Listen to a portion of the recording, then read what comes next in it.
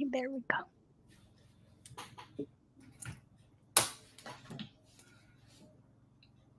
Okay, hi everyone. Good morning. Today is July 12th, Friday, July 12th, and we have Gloria and myself, Elizabeth. Hi everyone. Let's see if we have people coming in. We're going to be asking questions, or we're going to be answering questions related to advanced parole, DACA, and some adjustment of status questions.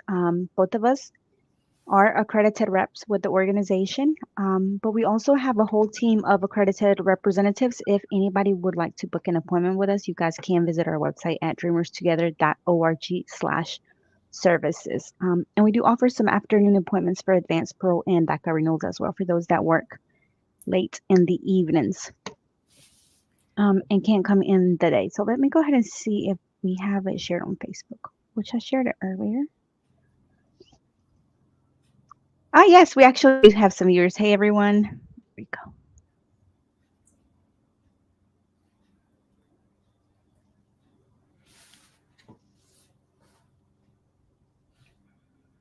Gloria, do you want to tell us about how long it's taken right now for USCIS to approve advanced paroles and what's going to be expected or what our new recommendations are? Well, the new recommendations currently that we are saying for an intended departure is 6 months from the day of that you're sending it in. So, plan accordingly, 6 months. I know right now we are seeing the dates with USCIS and the approvals in different time frames. We see 4 months, 4.5. But what we're working with potentially happening is any future delays. To avoid having an RFE because of the time frames. We have seen, since we started the organization, the approval timeframes go up and down. We went from 12 months to drastically dropped to 3 months to we had a steady pace of 4-month time frame. But right now we have, we are recommending it for it to be at around the 6-month time frame just because of the potential delays. So that's around the time frame that we're recommending for these approvals to start coming in. Hopefully, knock on wood, it does not delay anymore. However, with USCIS, we just never know with their timeframes. Mm-hmm. I did have some cases. We do the tracker and it was like approved at 80 days, 88 days, 95 days. But right now we are seeing it's about 111, 150, and some 120. So for sure that time frame, it's starting to get a little bit longer. And I think that it's going to just delay everything. Maybe, everybody's trying to travel during Christmas time, New Year's, and everything's just probably going to get delayed. So 6 months right now is a really good option for anybody that's wanting to travel. Another question that we get really big is the elections. What's going to happen with the elections? We don't know. We don't know what's going to happen. So if you have the chance of applying right now for advanced parole, go ahead and do it. Don't wait for the new parole in place program for spouses of U.S. citizens. We don't have much details on when it's going to kick in, how long it's going to take, what are the costs going to be. So if you still have the opportunity to apply for advanced parole right now, go ahead and do it. You'll probably travel and return and be ahead of everybody else waiting for that program to start. We don't have a date on when it's going to start. We have ideas, but nothing set by USCIS just yet. No, until they drop everything on us and tell us what they want, that's when we'll actually know the full details and all that good stuff. So yeah, for sure, definitely work with what we currently have. If you're able to, if you're able to do your adjustment of status in the future, whether that's through a United States citizen partner or a United States citizen child, that's always definitely the way that we always recommend until, we obviously have any updates on any upcoming changes. Yes, for sure. Just the qualifications were if you have been in the United States as of June 14, 2024, and if you were married to a U.S. citizen as of June, was it 14 or the 18th? I'm sorry. I think it was why do I want to say the 17th? The 17th. Yes, you are right. The 17th. It was like 17th because I was the 17th. Yes, June the 17th. If you guys were married to, if anybody was married to a U.S. citizen as of June 17, 2024. And if you have been in the United States, then you would qualify for the new parole in place program where you would um, paroled into the United States. You would not have to do advanced parole. That would count as your legal entry, and then you could start your adjustment of status once that parole in place was approved. Right. Somebody has a question, Gloria. Will you guys, oh, do I click? Will you guys offer your services when that program does kick in? That is the idea. Again, we want to be fully rounded and fully knowledgeable with requirements and everything that they are going to ask. They still have not released any of that. So once we do get well-rounded and have all that, we definitely do want to be able to help the community with those services for sure. Because there has not been any more information, they haven't really said what all documents they will be requesting. What our recommendation is, go ahead and start gathering evidence like birth certificates, marriage certificates, documents that are proven that you have been in the United States for more than 10 years. Same as if whenever it was with that guy and there was a list of things we had to submit and how to show our presence in the United States. Similar to that is what we are recommended for the new parole in place program. But again, stay tuned. Whenever USCIS does make an official announcement, it will go on the USCIS .gov website, and it will list all of their requirements, and we'll be sure to keep everybody updated. But as of right now, everybody's just kind of, hanging on there, waiting to hear more information. For sure. And if you hear a lawyer that's saying, on TikTok saying, hey, reach out to us, we got you. Make sure you ask the correct questions because that is still currently not up and running. So please do your due diligence with anybody and everybody that you do research or you do search, your services. Yes, you do want to go to Google. If you heard by word of mouth, you want to maybe go to Google, see their reviews, find out what type of attorneys they are. Not all attorneys are good attorneys. Some attorneys do a very well job. We do have a list of vetted attorneys in the Facebook group. If anybody is interested in seeking legal counsel from an attorney, we do have a list of vetted attorneys in the Facebook group. Be very mindful of not all attorneys will care and will work for your benefit or in your best interest. Sadly, that's the way it is. So we do recommend to make your checks, your homework, do some homework on them before contracting any type of services with anybody. Are we here too early? We don't have a lot of questions. Very early. Both of us we're both in Eastern time. So we're both in Eastern time zone. I know majority of our group majority are from good old Texas and then in the West Coast in California. So I think they're still sleeping in California. We have many coming in from the East side currently. But yeah, that's probably why. Yeah, we're going to give it a good 5 more minutes, guys. This is the time to ask your questions. Ask your questions. How's everybody doing? What is everybody doing with their AP? Have they traveled? Another thing that we get asked a lot during the consultations is it safe to travel with advanced parole? Is it safe? Yeah, we get that a lot. And it's very, very understandable. Both of us being DACA recipients as well, we both have that experience of, that thing, I guess, that's instilled in us since we're young of what if. But as as we've all have said over and over and over, if you guys have been in our group for a very long time, or if you guys are new, as long as you follow the rules, you don't bring anything back in your person, you respect the time frame that you were given. For example, they say, hey, you know what, Elizabeth, you could travel, but up to July 11th. It's July 12th. You didn't respect the time frame that you were given. Of course, you're going to come across issues. However, if you respect your time frame, you do your due diligence and you're traveling, you're not bringing anything in your person that you're not supposed to, there will not be any issues. Do we sometimes come across officers who are not going to say good morning, who are not going to be nice?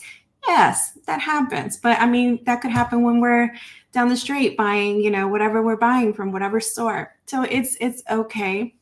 In terms of anybody just being denied just because an officer said no, we have not had anybody just not be paroled back into the country because of that. So I tell this to everybody, and it's not to scare them, it's to raise awareness. Is the only people that we have seen are two, and it was because they overstayed their days. So please be very mindful, be very careful. Make sure you double check that AP document. Once you receive it, ask for a second pair of eyes. Let us know, post it in the Facebook group, cover all your personal information, have everybody double check, and be sure to come 7 days yeah. before it expires. You don't want to try to be in that airport on the day that it expires. Your flight might be canceled, and now what happens? But we have some comments. So Ruth says it's 10 a.m. in Texas and we're barely waking up. Sorry, y'all. Texas. This one for I-130 is approved, waiting on AP to do AOS. Do I need to respond to email from NVC?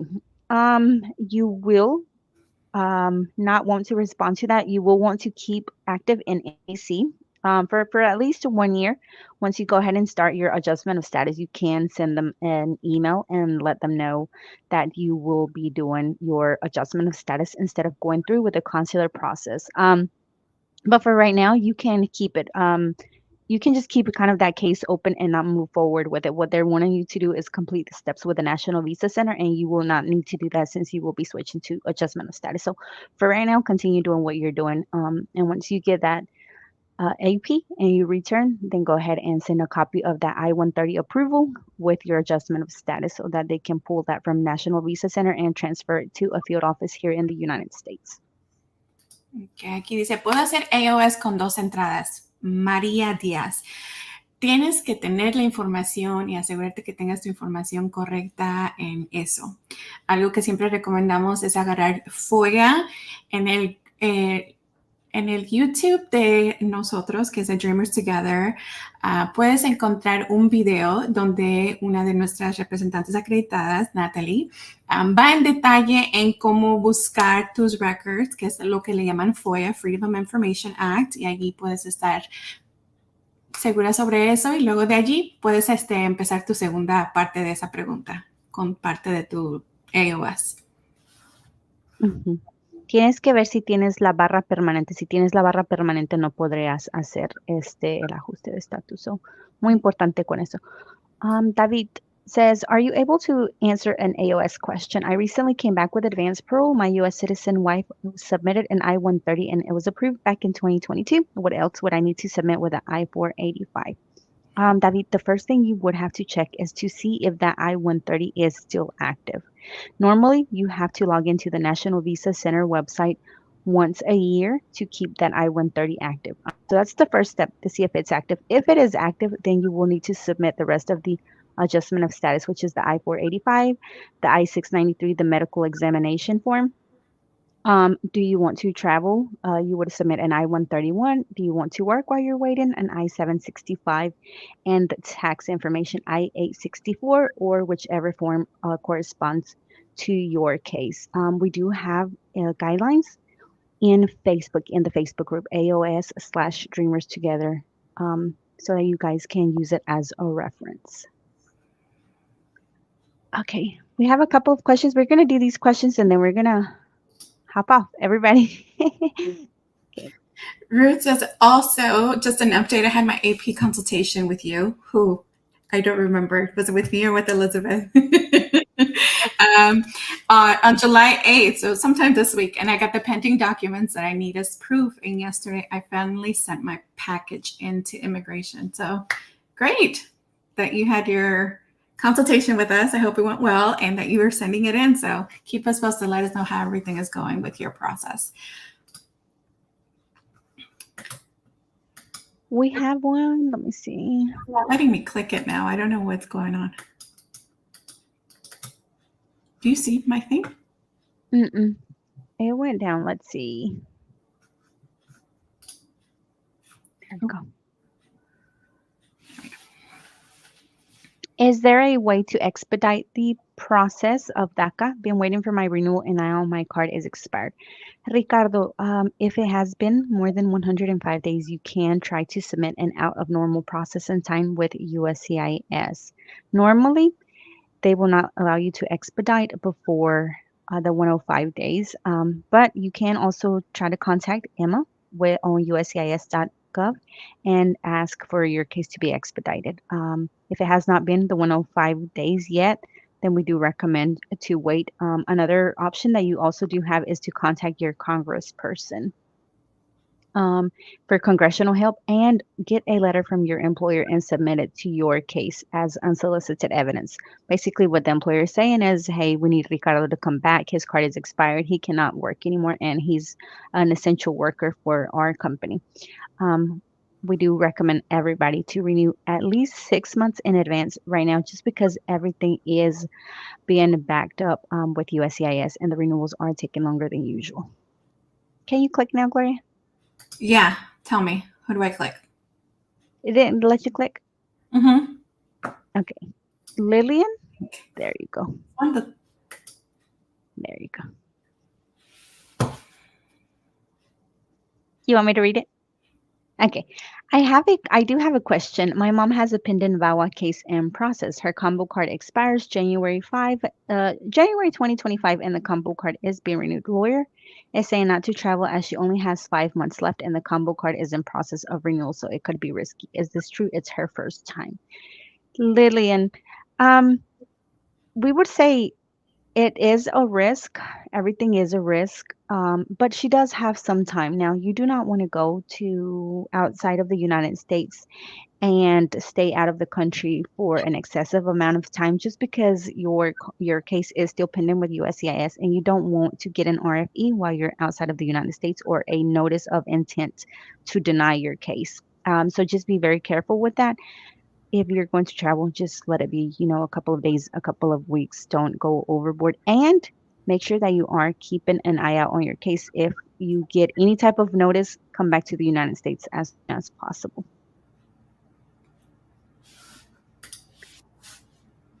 Okay, guys, I think that is it. We will see you hopefully next week. What's today? Friday. Yeah, today's Friday. So we'll see you back if you guys are looking to schedule an appointment with the accredited representatives. Gloria and myself, we have a whole team that is working diligently on your cases. Visit us on our website, dreamers2gether.org/services, and we hope to meet every single one of you guys in our consultation. So we'll be seeing you soon. Bye, everyone.